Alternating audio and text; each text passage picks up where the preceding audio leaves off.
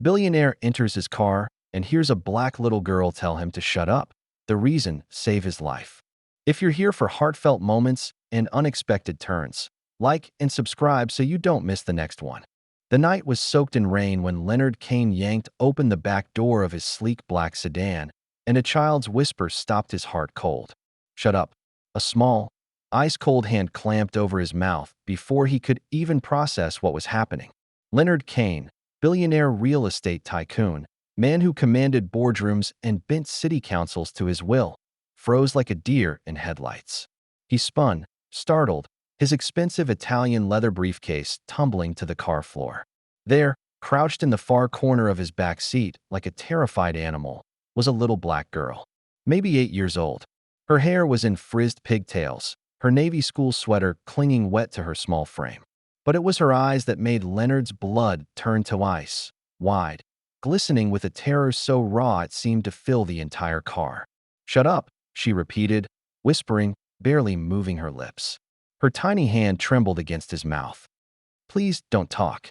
Leonard had been barking orders into his phone just seconds before. Something about the Peterson deal, about moving 20 million by midnight. Now those words died in his throat. Something in this child's tone, something primal and desperate, froze him mid-breath. The girl's gaze darted to the tinted window, and Leonard followed it. Through the rain-streaked glass, he saw them, two men leaning against a van across the street. They weren't seeking shelter from the downpour. They were smoking, casual as you please, but their eyes were fixed on Leonard's car like hawks watching prey. The girl's voice cracked when she spoke again. "They killed my dad." Leonard's world tilted. The rain drummed harder against the roof. "Daniel," she whispered, and Leonard's stomach dropped to his shoes. "Your driver, they killed Daniel." Leonard had spoken to Daniel Morrison that very morning. 43 years old, father of two, 15 years of loyal service. Daniel had been waiting in this exact spot, engine running, just like every Tuesday night for the past decade. "They're waiting for you to get in properly," the girl continued, her voice so quiet Leonard had to strain to hear over the rain. "Then they'll do the same to you." Leonard's pulse thundered in his ears. His hands shook as he gripped the door handle, every instinct screaming at him to run, but his mind raced through the implications. If Daniel was dead, if these men were here for him, then everything he thought he knew about his life, his business, his safety, was a lie. The little girl was shivering now, but her eyes never left those men. "My name's Amara," she whispered. "And if we don't get out of here right now, we're both gonna die." Leonard Kane had built his empire by reading people, by knowing when to strike and when to retreat. But he'd never had an 8-year-old girl save his life before. He slid out the opposite door without a sound, pulling Amara with him. The moment they moved, the men across the street straightened, crushing their cigarettes under their heels. "Run," Leonard whispered. The hunt was on. They bolted into the rain-slicked night, Leonard's $1,000 shoes splashing through puddles as he gripped Amara's small hand. Behind them, car doors slammed and engines roared to life. Leonard knew these streets like the back of his hand. He owned half the buildings on this block. The rain was their friend now, masking their footsteps as they slipped into the narrow alley behind his office building. The sound of their pursuers' boots on concrete echoed off the brick walls, getting closer.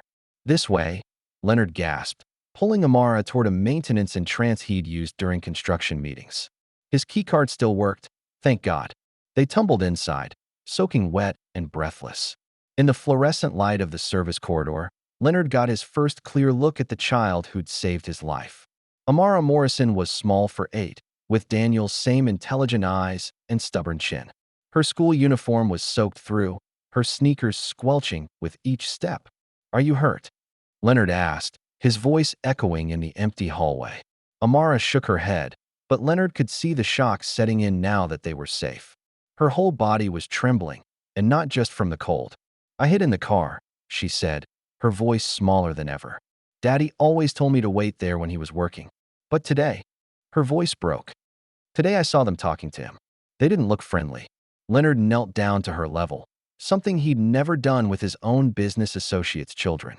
"What exactly did you see, sweetheart?" The endearment surprised him. Leonard Kane didn't do sweetheart. He did contracts and acquisitions and hostile takeovers. But something about this brave little girl made him want to wrap her in his coat, and promise her the world would make sense again. Daddy dropped me at school this afternoon, Amara said, wiping her nose with her wet sleeve. But I forgot my math homework in his car. I went back to surprise him, to get it before he left to pick you up. She paused, her eyes distant with memory. I saw him talking to two men by his car. They looked angry. Daddy looked scared, and Daddy never looked scared. Then one of them grabbed him, and she couldn't finish. Leonard's jaw tightened. Daniel Morrison had been more than an employee. He'd been one of the few people Leonard trusted completely. If someone had killed Daniel, it wasn't random. It was a message. They saw me watching, Amara continued. So I ran and hid in the back seat under your blanket. I thought if I stayed real quiet, they'd go away. But they hadn't gone away. They'd waited, knowing Leonard's routine, knowing he'd come to that car at exactly 9:47 p.m. like he had every Tuesday for years. Amara, Leonard said carefully. Did you hear them say anything? Anything at all? She nodded, her pigtails bouncing. One of them said something about papers, about how Daddy should have minded his own business. Her young voice hardened with an anger that broke Leonard's heart. Then he said they'd wait for the boss to show up. Leonard's blood ran cold. Papers.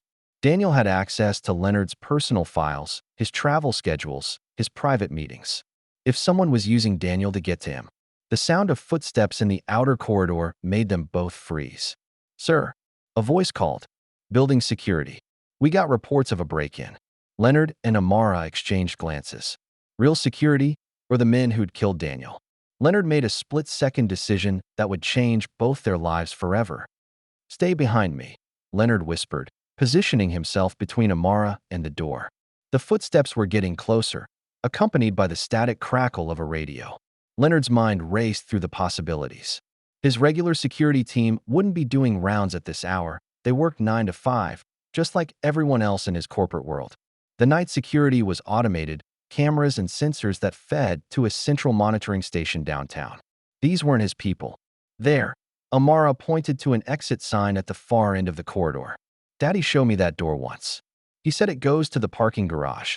Smart girl. Daniel had raised her right. They moved quickly but quietly down the hallway, Leonard's business instincts kicking in even as his heart hammered against his ribs. He was calculating escape routes, thinking 3 steps ahead, just like he did in every negotiation.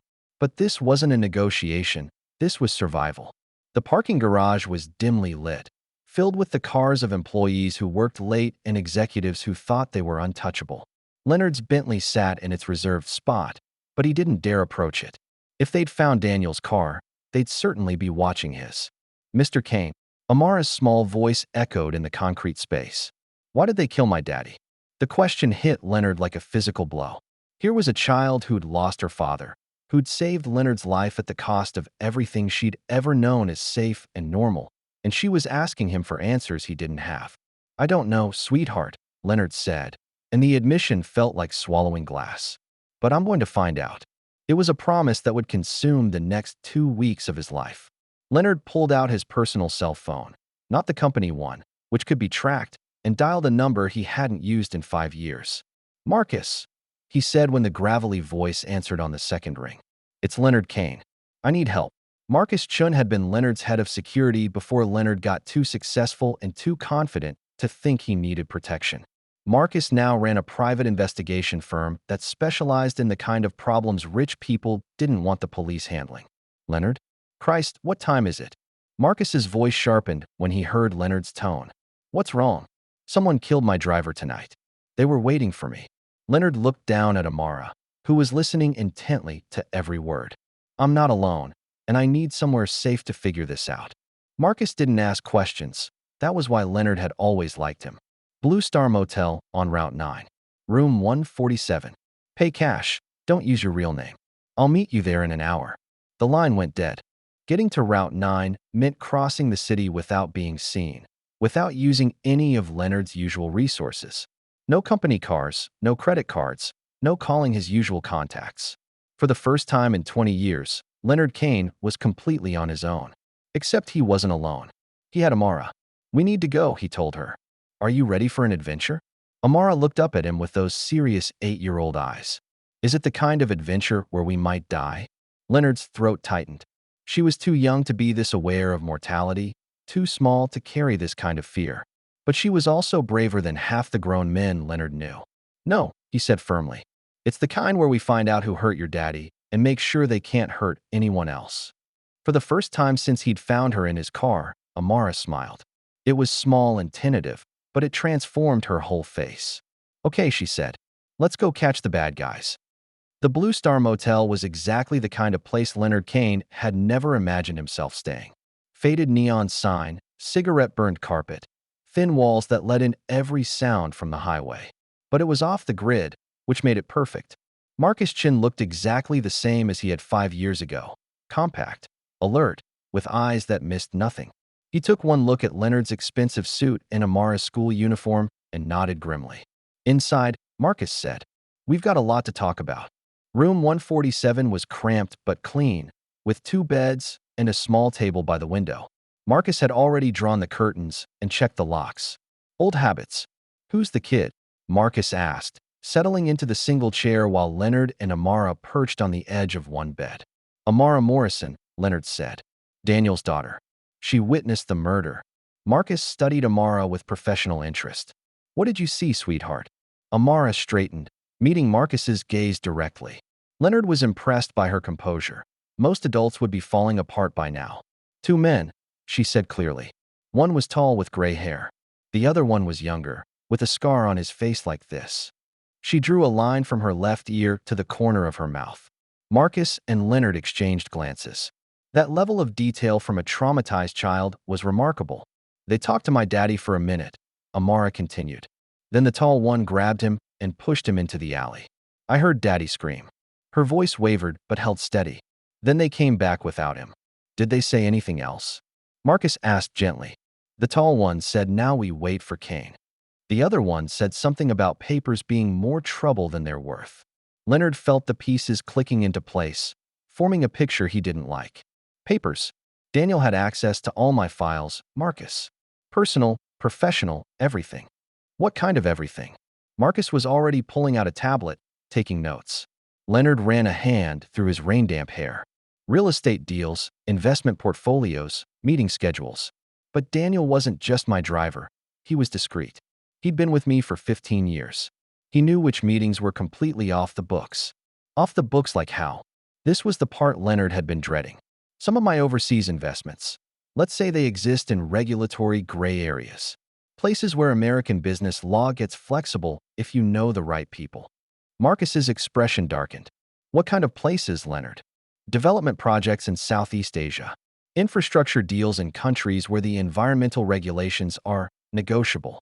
Leonard looked at Amara, who was listening with the intense focus children brought to adult conversations they knew were important.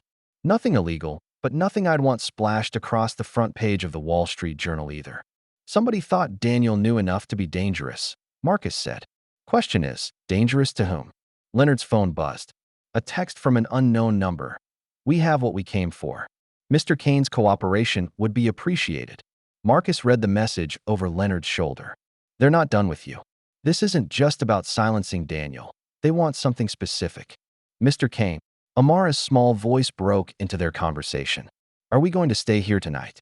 The question reminded Leonard that however critical their situation was, he was responsible for an 8-year-old child who'd just lost her father. She needed food, clean clothes, and someone to tell her the world still made sense. "Yes," Leonard said, surprising himself with how naturally the protective instinct came. "We're going to stay here tonight, and I'm going to order pizza, and tomorrow we're going to figure out how to make this right." Amara nodded solemnly. "Daddy always said everything looks better after pizza." Leonard's chest tightened. Daniel Morrison had been a good father, and now Amara was alone in the world except for Leonard and Marcus, 2 men who dealt in secrets and violence.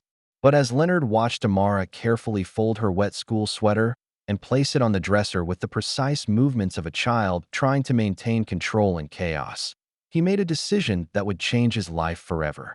He was going to be the person Daniel Morrison would have wanted protecting his daughter. Leonard ordered pizza and watched Amara eat like she hadn't had food in days, which she probably hadn't. While she picked pepperoni off her slice with the focused attention children brought to important tasks, Leonard and Marcus spread documents across the motel room's small table. "Tell me about the Morrison family," Marcus said, flipping through files on his tablet. Leonard realized with a pang of guilt how little he actually knew about Daniel's personal life. Divorced about 3 years ago. His ex-wife Maya lives in Portland now. She's a nurse, I think. Daniel had full custody of Amara. Any idea why? Daniel never said much about it, but I got the impression Maya couldn't handle the uncertainty of his job. The long hours, the travel, never knowing when he'd be home. Leonard paused. Daniel chose the job over the marriage. Amara looked up from her pizza. Mommy said Daddy loved his work more than us. But that's not true. Daddy worked hard because he wanted me to go to college someday. The simple loyalty in her voice made Leonard's throat tight. Daniel had been working to provide for his daughter's future, and now that future was completely uncertain. Amara, Marcus said gently, did your daddy ever bring work home? Papers, phone calls, anything like that? She shook her head. Daddy said work stayed at work. But sometimes he'd get phone calls late at night that made him worried. He'd pace around the living room talking in his quiet voice. Do you remember anything about those calls? Amara scrunched up her face, thinking hard. Sometimes he'd say names. Like Peterson and Hartley. And one time he said something about Singapore being a bad idea. Leonard and Marcus exchanged sharp glances. The Peterson deal was Leonard's biggest current project, a $50 million resort development in Malaysia. James Hartley was Leonard's partner in the Singapore shipping venture. Those are my business partners, Leonard said slowly. If Daniel was getting calls about them, then maybe one of your partners decided Daniel knew too much, Marcus finished. The implications were staggering. Leonard had worked with Peterson and Hartley for years. They'd built empires together, traveled together, trusted each other with investments worth hundreds of millions of dollars. But money changed people. Leonard had learned that lesson a dozen times over in his career. I need to see Daniel's apartment, Leonard said. If he was keeping track of something about Peterson or Hartley, there might be evidence. Marcus shook his head. Too dangerous. If they killed Daniel for what he knew, they've already been through his place. Then we need another approach. Leonard looked at Amara, who was listening to their conversation with the serious expression she wore when processing information too complex for her age. Sweetheart, did your daddy have a computer at home? He had a laptop, but he kept it locked in his bedroom closet. He said it was for work stuff that needed to be private.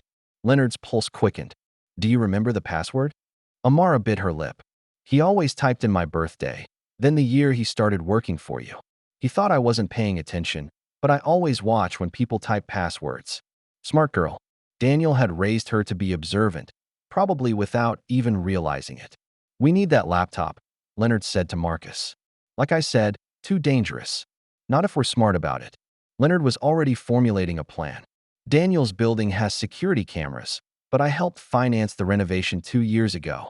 I know the blind spots. Marcus studied Leonard with the expression he'd always worn when Leonard was about to do something risky. This isn't a boardroom negotiation, Leonard. These people have already killed once.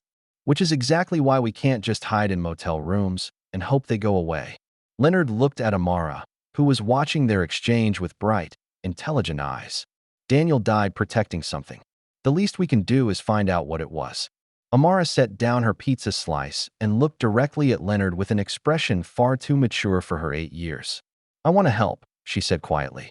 Those men killed my daddy, and I want them to pay for it. Leonard's heart broke a little at the cold determination in her voice. Amara Morrison was 8 years old and already thinking about justice and revenge. But she was also the bravest person Leonard had ever met. Okay, he said. We'll get that laptop. But we do this my way, and you stay safe. Deal. Amara stuck out her small hand with the seriousness of a business negotiation. Deal. Leonard shook it, sealing a partnership that would change both their lives forever. Daniel Morrison's apartment building was a modest 3-story brick structure in Queens, the kind of middle-class neighborhood where people knew their neighbors and kids rode bikes in the street after dinner. Leonard felt conspicuous in his expensive clothes, even with the baseball cap Marcus had given him to hide his recognizable face. It was 2 a.m., and the street was quiet except for the distant hum of traffic on the highway. Leonard had left Amara at the motel with strict instructions not to open the door for anyone except him or Marcus. She'd promised, but Leonard could see the worry in her eyes when he left. Marcus led the way to the building's rear entrance. moving with the silent efficiency that had made him Leonard's security chief for 8 years. The service door was secured with a basic lock that Marcus bypassed in less than 30 seconds. Daniel's apartment is 2B, Leonard whispered as they climbed the stairs. Corner unit, 2 bedrooms. The hallway was dimly lit, with worn carpet that muffled their footsteps. Leonard had never been to Daniel's home before. In 15 years of working together, their relationship had remained strictly professional. Now, standing outside Daniel's door with a set of pics in his hand, Leonard realized how little he'd known about the man who'd driven him thousands of miles and kept his secrets without question. Marcus made quick work of the apartment lock, and they slipped inside. The living room was tidy but lived in, with a child's drawings taped to the refrigerator and a small bookshelf filled with picture books and early readers. Amara's backpack sat by the door, still packed for school. Daniel had been planning to pick her up after his shift ended. Leonard's chest tightened. This was a home, not just an apartment. A place where Daniel had made breakfast for his daughter, helped her with homework, worried about her future. Bedrooms this way, Marcus whispered, leading Leonard down a short hallway. Daniel's bedroom was as neat as the rest of the apartment, with a bed that was perfectly made and clothes folded in precise stacks. But it was the closet that interested Leonard. Behind a row of work shirts and ties, Marcus found a small laptop case tucked behind a box of tax documents. "Got it," Marcus said, pulling out the laptop. "Let's go." But Leonard was staring at something else. A bulletin board on the wall next to Daniel's bed, covered with newspaper clippings, printed emails, and photographs connected by red string like something from a detective movie. "Marcus," Leonard said quietly, "look at this."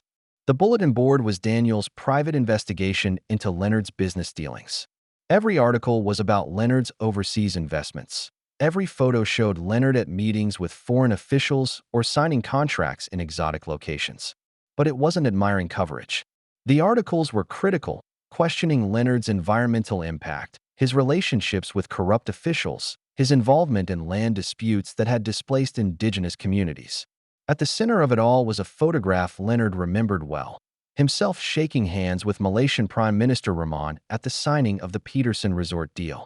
But someone had drawn red circles around the faces of the other men in the photo.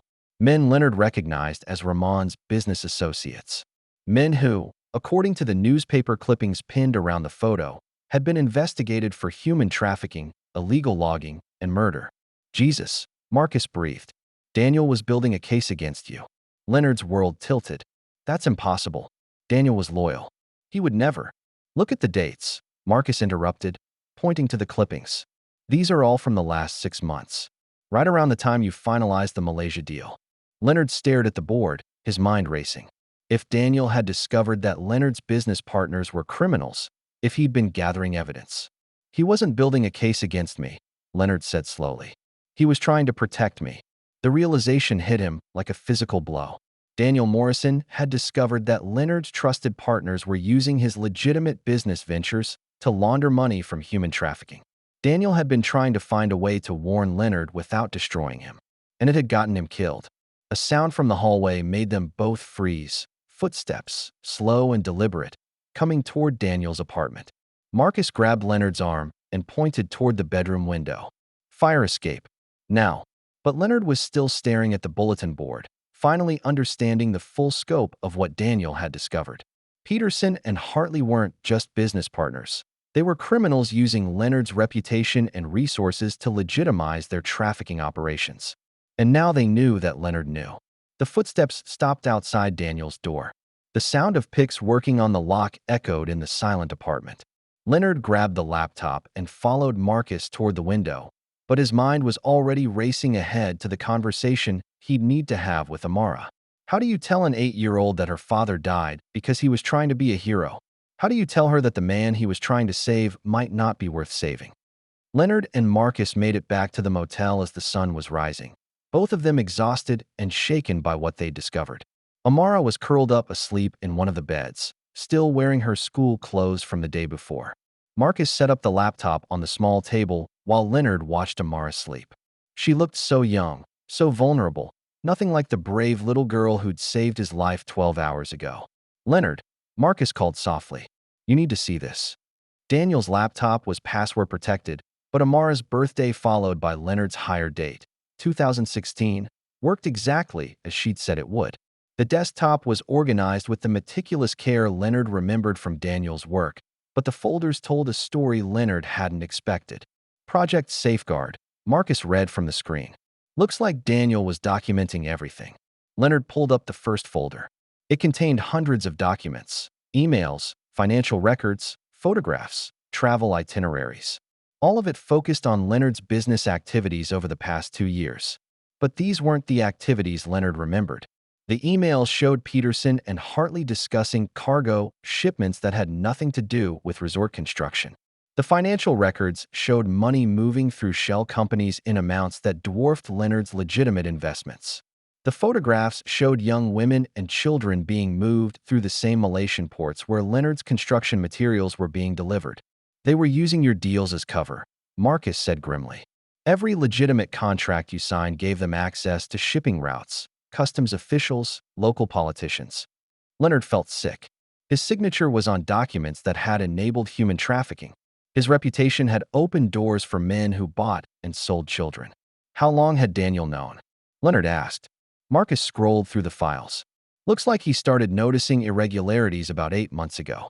Unexplained meetings, phone calls you were making to numbers that didn't match your official calendar. A folder labeled Protective Measures contained Daniel's plan to expose Peterson and Hartley without destroying Leonard in the process. It was meticulous, careful, designed to show that Leonard was an unwitting victim of his partner's deception. He was trying to save your reputation while stopping the trafficking, Marcus said. That's why he never confronted you directly. He was building an airtight case that would let you claim ignorance. Leonard stared at the screen, understanding flooding through him like cold water. Daniel Morrison hadn't just been his driver. He'd been his protector, his moral compass, the one person who'd cared enough to try to save Leonard from his own poor judgment. And Leonard hadn't even known Daniel's middle name. A soft sound from the bed made them both turn. Amara was awake, watching them with those serious dark eyes. "Is that Daddy's computer?" she asked quietly. Leonard nodded, not trusting his voice. Amara climbed out of bed and padded over to the table in her sock feet. "Did you find out why they killed him?" Leonard looked at Marcus, then back at Amara. "How do you explain human trafficking to an 8-year-old? How do you tell a child that her father died trying to stop evil men from hurting other children? Your daddy discovered that some bad people were using my business to hurt other people," Leonard said carefully. "He was trying to stop them." Amara nodded as if this made perfect sense to her. "Daddy always said his job was to protect you, even from yourself sometimes." The simple observation hit Leonard harder than any accusation could have. Daniel had been protecting him from himself, from his own ambition and blind trust and willingness to overlook inconvenient questions. "Amara," Leonard said, kneeling down to her level. "What your daddy was doing was dangerous, but it was also brave. He was trying to save a lot of people." "I know," Amara said matter-of-factly. "Daddy was a hero.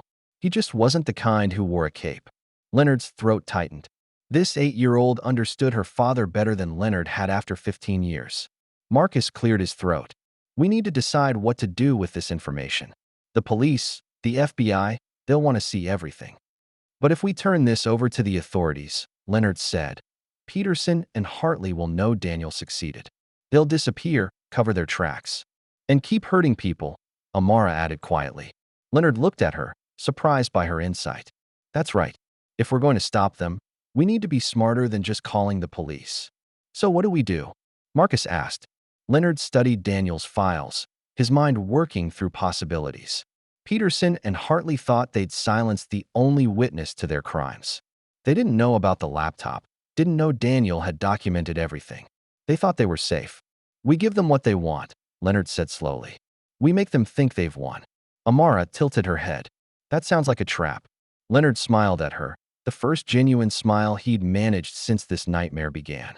"It is a trap, sweetheart. The kind your daddy would have been proud of." Leonard Kane had built his fortune by understanding people's motivations, by knowing exactly what they wanted and how to give it to them in a way that served his purposes. Now he was going to use those same skills to destroy Peterson and Hartley. The plan was elegant in its simplicity. Leonard would contact his partners and arrange a meeting, ostensibly to discuss Daniel's murder and assure them of his continued cooperation. He'd make them think he suspected nothing, that Daniel's death had scared him into complete compliance. Meanwhile, Marcus would be recording everything, gathering evidence that would put both men away for life. The risky part was that Leonard would be walking into a room with two men who'd already committed murder. "I don't like it," Marcus said for the 10th time as they prepared to leave the motel. "Too many variables. Too many ways this goes wrong."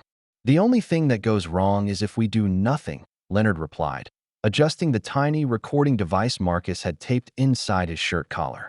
"Peterson and Hartley are planning to disappear. Daniel's files show they've been moving assets offshore for months." Amara sat on the bed, watching them with the intense focus she brought to everything important. Leonard had arranged for her to stay with Marcus's sister during the meeting, but she'd insisted on helping with the planning. "What if they search you for wires?" she asked. Leonard showed her the recording device, no bigger than a button, disguised as part of his shirt's collar stay. "It's not a wire, sweetheart. It's built into the shirt itself. And you'll have backup?" Marcus nodded. "I'll be in the building across the street. If anything goes wrong, I can have police there in 3 minutes." Amara considered this seriously. 3 minutes is a long time when people are trying to hurt you. Out of the mouths of babes. Leonard knelt down in front of her, struck again by how much older than 8 she seemed. "Amara, I want you to know that whatever happens today, your daddy's work wasn't for nothing. We're going to stop these men from hurting anyone else." She nodded solemnly. "Will you tell the other kids? The ones in the pictures?" Leonard's chest tightened. Amara had seen the photographs of trafficking victims in Daniel's files, had understood what they meant with the clear moral vision children brought to complex adult problems. "I'll make sure they know your daddy helped save them," Leonard promised. It was a promise that would haunt him if he didn't survive the next few hours. The meeting was set for 3 p.m. at Leonard's downtown office building, neutral ground where Peterson and Hartley would feel safe. Leonard had told them he was shaken by Daniel's death, worried about his own safety, ready to be more cooperative with their special projects. They'd been eager to meet, which told Leonard everything he needed to know about their intentions. Leonard arrived first, as always. The executive conference room on the 40th floor had floor-to-ceiling windows overlooking the city, the kind of view that reminded powerful men why they fought so hard to stay on top. Peterson arrived at exactly 3 p.m., every silver hair in place, wearing the kind of understated suit that cost more than most people's cars. At 62, James Peterson looked like exactly what he was, a successful businessman with interests in a dozen countries and connections in every major capital. Hartley came in 5 minutes later, younger and harder around the edges, with the kind of smile that never reached his eyes. Richard Hartley had made his first fortune in private military contracting before moving into international development. Leonard had always thought Hartley was ruthless in business. Now he knew just how literal that was. "Leonard," Peterson said, settling into his usual chair. "Terrible business about Daniel. I hope you're holding up all right." "It's been difficult," Leonard replied, letting just the right amount of vulnerability show in his voice. "Daniel was with me for 15 years. I trusted him completely." Hartley leaned forward. "The police have any leads?" "They're calling it a robbery gone wrong. Apparently Daniel was in the wrong place at the wrong time." Leonard paused, watching their faces. "But between us, I'm wondering if it might have been related to our overseas work. Some of those places can be dangerous." Peterson and Hartley exchanged quick glances, so fast Leonard might have missed it if he hadn't been watching for exactly that reaction. "What makes you think that?" Peterson asked carefully. Daniel had been asking questions lately. About our shipping schedules, our contacts in Malaysia, things like that. Leonard let concern creep into his voice. "I'm wondering if he stumbled onto something he shouldn't have." The silence in the room was deafening. Peterson's fingers drummed once against the conference table, a tell Leonard had noticed in dozens of business negotiations. "What kind of questions?" Hartley asked, his voice carefully neutral. "About cargo manifests that didn't match construction schedules. Phone calls to numbers that weren't in our official contacts." Leonard spread his hands helplessly. "I told him it was just the complexity of international business, but he seemed concerned." Peterson leaned back in his chair, studying Leonard with the calculating expression he wore when evaluating an investment. "Leonard, I think we need to be completely honest with each other." Here it comes, Leonard thought. The moment when they decide whether to trust him or kill him. Our overseas operations are more complex than what appears in the official documentation, Peterson continued. There are aspects of international business that require discretion. What James is saying, Hartley added with that cold smile, is that sometimes successful businessmen need to be flexible about regulations, especially in countries where the regulations are more guidelines than rules. Leonard nodded as if this made perfect sense to him. I've always appreciated your ability to navigate those gray areas. That's why our partnerships have been so profitable. Exactly, Peterson said, relaxing slightly. But Daniel was asking the wrong questions to the wrong people. He was threatening relationships that took years to build. So you had him killed, Leonard said quietly. The words hung in the air like a physical presence. Peterson's face went completely blank. Hartley's hand moved instinctively toward his jacket pocket. That's a very serious accusation, Peterson said carefully. It's not an accusation, Leonard replied, his voice steady despite the adrenaline coursing through his system. It's a statement of fact. You killed Daniel Morrison because he discovered you were using my business ventures to traffic human beings. Hartley's gun was out of his jacket now, lying casually on the conference table with the barrel pointed in Leonard's direction. The question is, Hartley said conversationally, what we do about the fact that you know.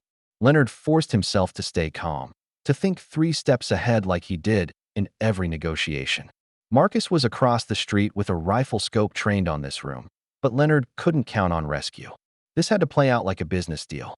What I know, Leonard said, is that you've been extremely successful at what you do. Daniel's files suggest your operation moves nearly $50 million annually. Peterson's eyebrows rose slightly. Daniel's files. Did you really think a man with 15 years of investigative experience wouldn't document everything? Leonard pulled a flash drive from his pocket and set it on the table. Financial records, shipping manifests, photographs, communications. Everything. Hartley's finger moved to the trigger guard. Where are the originals? Safe, Leonard lied smoothly, along with instructions for their release if anything happens to me. It was a bluff, but it was the kind of bluff that made sense to men who thought in terms of leverage and insurance policies. Peterson studied Leonard with new interest. What do you want?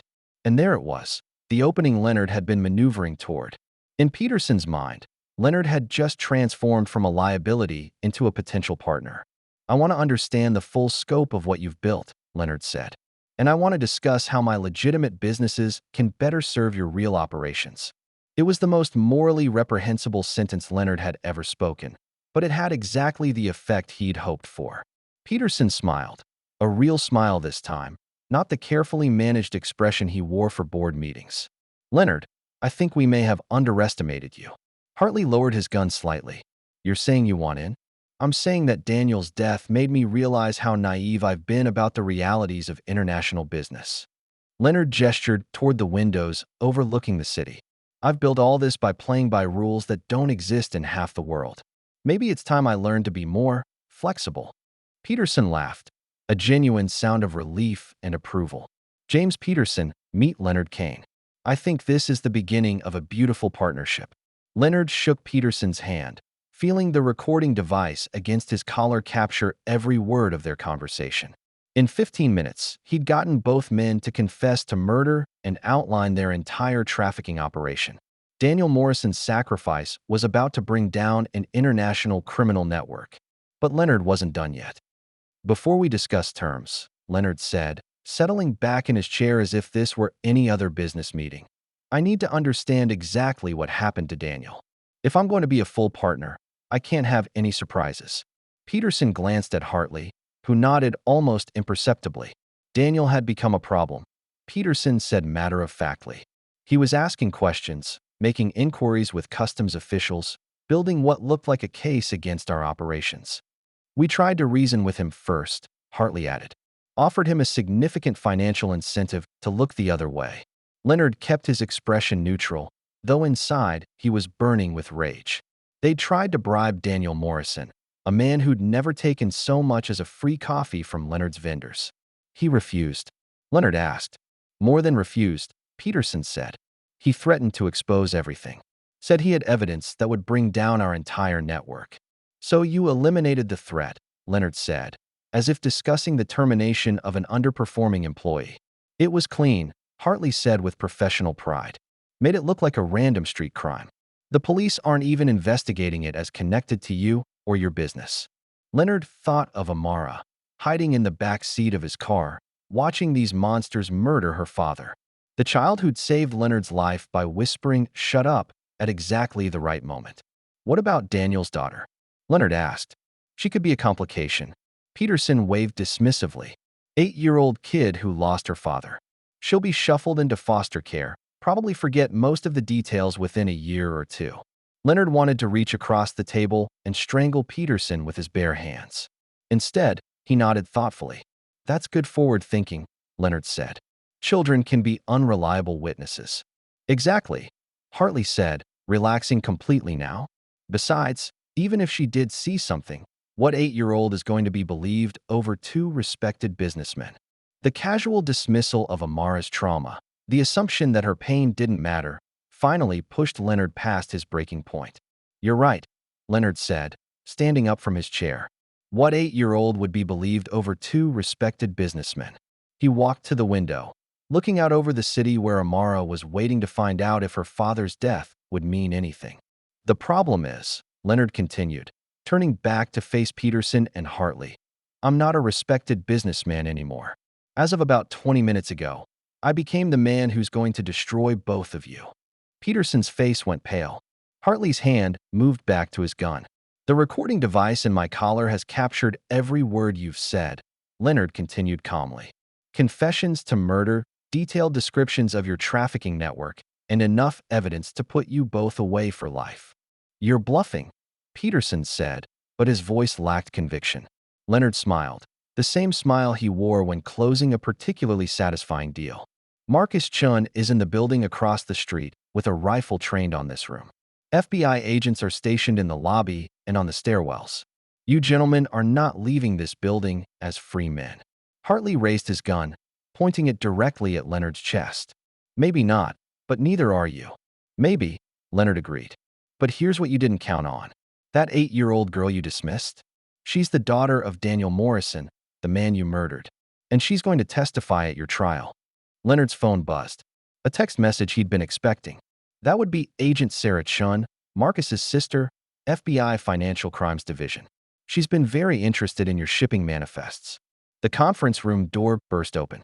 3 FBI agents in tactical gear entered with weapons drawn, followed by Agent Chun, a woman in her 30s who looked exactly like a federal version of her brother Marcus. James Peterson, Richard Hartley, you're under arrest for conspiracy, money laundering, human trafficking, and the murder of Daniel Morrison. Peterson lunged for the flash drive on the table, but Agent Chun was faster. She secured the device while her team cuffed both men. Leonard Kane, Agent Chun said, turning to him. Thank you for your cooperation. Your recording will be crucial evidence in this case. Leonard nodded, feeling suddenly exhausted now that the adrenaline was wearing off. There's something else you need to know. Daniel Morrison documented everything. His laptop contains evidence of trafficking operations in 6 countries. We'll need that laptop, Agent Chun said. Marcus has it, Leonard replied, along with a little girl who deserves to know her father died a hero. As Peterson and Hartley were led away in handcuffs, Leonard felt a weight lifting from his shoulders that he hadn't even realized he'd been carrying. For months, maybe years, he'd been unconsciously complicit in horrors he couldn't have imagined. Daniel Morrison had died trying to save Leonard from his own moral blindness. Now it was Leonard's turn to save someone.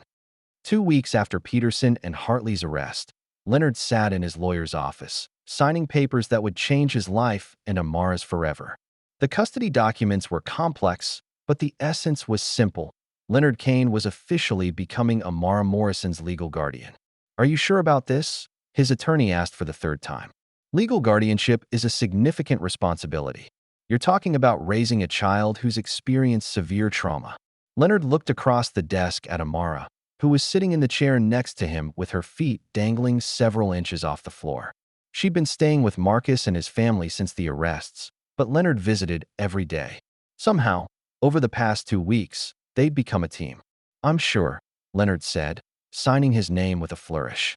The legal proceedings had been surprisingly straightforward. Amara's mother Maya had flown in from Portland for the hearings, but she'd quickly realized that Leonard could provide Amara with stability and resources she couldn't match on a nurse's salary.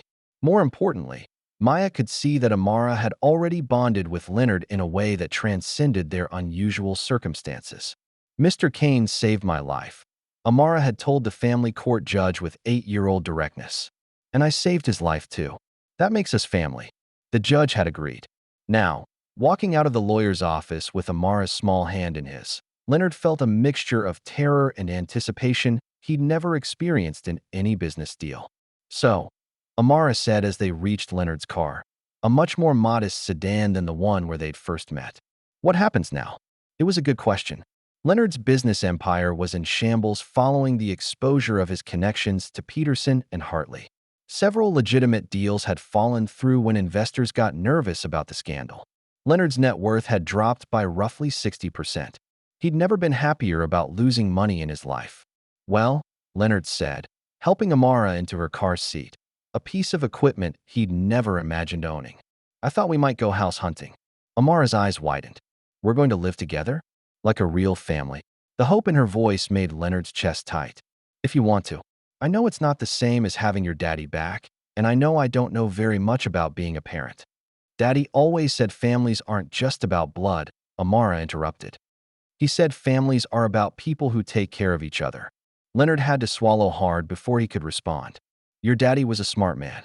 "The smartest," Amara agreed solemnly. "But you're pretty smart too. For a billionaire." Leonard laughed. The first real laugh he'd had since this whole ordeal began. "Former billionaire. And getting less former every day. That's okay," Amara said with the philosophical acceptance children brought to adult problems. "Daddy always said money can't buy the important stuff anyway." As Leonard drove through the city streets, he found himself seeing everything differently. The playgrounds he'd never noticed, the schools he'd never considered, the family restaurants that had been invisible to him for 43 years. He was going to have to learn an entirely new way of living. Bedtimes and parent-teacher conferences and pediatrician appointments, birthday parties and homework help, and probably a dozen other responsibilities he couldn't even imagine yet. The thought should have terrified him. Instead, it felt like the most important business venture he'd ever undertaken. "Mr. Kane." Amara's voice was smaller now, less confident. "You can call me Leonard, sweetheart, or whatever feels right to you." "Leonard," she said carefully, testing the name. "Do you think Daddy would be proud of what we did?" Leonard pulled the car over to the curb, needing to give this question the attention it deserved. He turned in his seat to face Amara, struck again by how much older than 8 she seemed. "I think your daddy would be incredibly proud," Leonard said. "You were braver than any adult I've ever met. You saved my life, and then you helped me save a lot of other people." "But Daddy's still dead," Amara said matter-of-factly. "Yes," Leonard agreed. "Daddy's still dead, and that's not fair, and it's always going to hurt." Amara nodded, accepting this truth with the resilience children showed in the face of unbearable loss. "But," Leonard continued, "the bad men who hurt your daddy are going to prison forever, and the people they were hurting are safe now. Your daddy's work wasn't for nothing. And now you're going to take care of me," Amara said. "Now I'm going to take care of you," Leonard confirmed. "If you'll let me." Amara considered this seriously. "Will you read me bedtime stories? Every night? Will you come to my school plays? Front row, center seat. Will you teach me about business stuff so I can be smart like you and Daddy?" Leonard's throat tightened. "I'll teach you everything I know. But more importantly, I'll try to learn how to be the kind of person your daddy would have wanted raising you." Amara smiled, the same bright, brave smile she'd given him in the parking garage 2 weeks ago. "Okay," she said. "Let's go find our house." As Leonard pulled back into traffic, he caught a glimpse of himself in the rearview mirror. He looked different somehow. Older maybe, but also more alive than he'd felt in years. For the first time in his adult life, Leonard Kane had something more important than money or power or success. He had family. If you made it to the end, please like the video and subscribe to our channel. It truly means the world to us. See you in the next one.